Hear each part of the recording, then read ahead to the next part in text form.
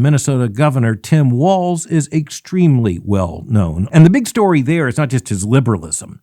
The big story there is his progressive ideology that has come out in terms of his leadership after his party gained a majority in the legislature, and thus he had a more or less full reign. And he's turned Minnesota into a laboratory, which, quite frankly, even as you compare it to a state like California, is really way on the left. And one of the things we saw is that once the Dobbs decision was handed down by the Supreme Court, Governor Walz signed into law legislation that really amounts to, I don't know that I can say the most radical abortion law in the United States. I can simply say it's hard to imagine any law on abortion that would be as radical or more radical. And that's because the law that Governor Walz signed into effect has basically no barrier on abortion at any time. There is no reference to, say, weeks or months of fetal development. It is just an unqualified, indeed, as stated in the legislation, it's claimed to be a fundamental right to an abortion. And as the progressive left pushes on this, you recognize that there is also nothing in the Minnesota law that would put any restriction on, say, a minor child, a girl, in terms of seeking abortion without any cooperation, any supervision, any authorization, or even any knowledge on the part of her parents. And so you really are looking at an incredibly liberal law. As you look at the development of the unborn child during pregnancy, this means that there is no legislative, no legal sanction on any abortion in the state of Minnesota right up until the moment of birth. Now, that's not just a generalization.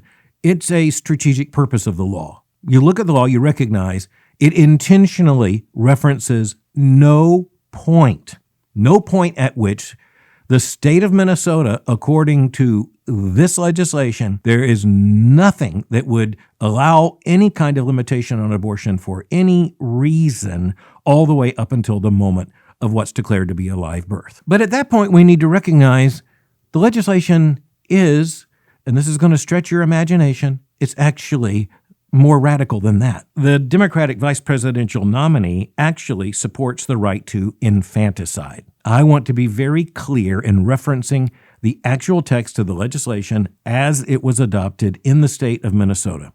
And what we need to note is that in that legislation, it's not just the words that are remaining, it's the words that were taken out. And the words that were taken out include the word abortion. So the original text of the law, this would be Minnesota Statute 2022. This would be Section 56, and it's Subdivision 1, Recognition Medical Care. The text states, quote, "The born alive infant as a result of an abortion shall be fully recognized as a human person and accorded immediate protection under the law. All reasonable measures consistent with good medical practice, including the compilation of appropriate medical records, shall be taken by the responsible medical personnel to preserve the life and health of the born alive infant." A lot of words there. That's what used to be the statutory language. This is the statutory language as a result of the action of the legislature as signed into law by Governor Tim Walz. And so now the word abortion is taken out. Indeed, the words as a result of abortion stricken out. And at the end of the language, the words to preserve the life and health of the born alive infant taken out. And instead, it simply says now to care for the infant who is born alive. Now, we need to notice what has happened there. What has happened is that the statutory language requiring medical personnel to seek to preserve the life and health of the born alive infant, that's not taken out. And so there is no statutory requirement that there be an effort to preserve the life and health of the infant. And of course, this would include infants who are born alive in the course of an abortion. And authorities there in the state of Minnesota very helpfully have made clear, because the records are kept, that there have been infants born alive in late-term abortion in the state of Minnesota. And thus, Governor Walz, and this cannot be by accident, this can only be by intention. Remember, this is an intentional change in the language.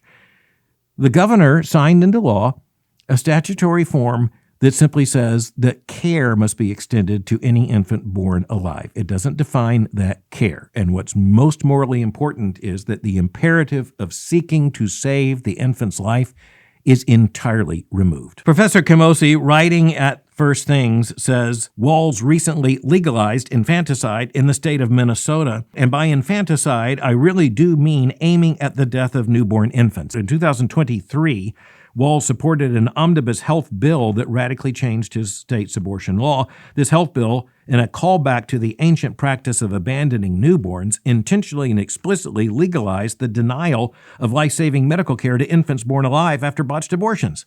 State law, says the professor, quote, used to explicitly protect these babies, but Walz and his supporters changed it, insisting that references to abortion be removed and that medical care be changed to mere care.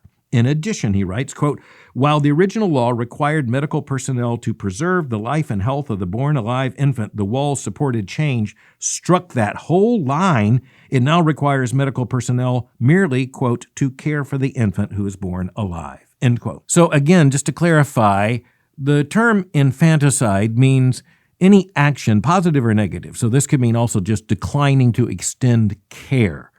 The Christian worldview would say that's equally morally culpable as a direct act, either directly or indirectly, acting or not acting so as to bring about the goal of the death of the infant. That's what infanticide is. But again, this goes back to the basic radicalism of the law signed into effect after Dobbs by Governor Tim Walz of Minnesota. The issue here is the moral status of babies, in this case, born alive.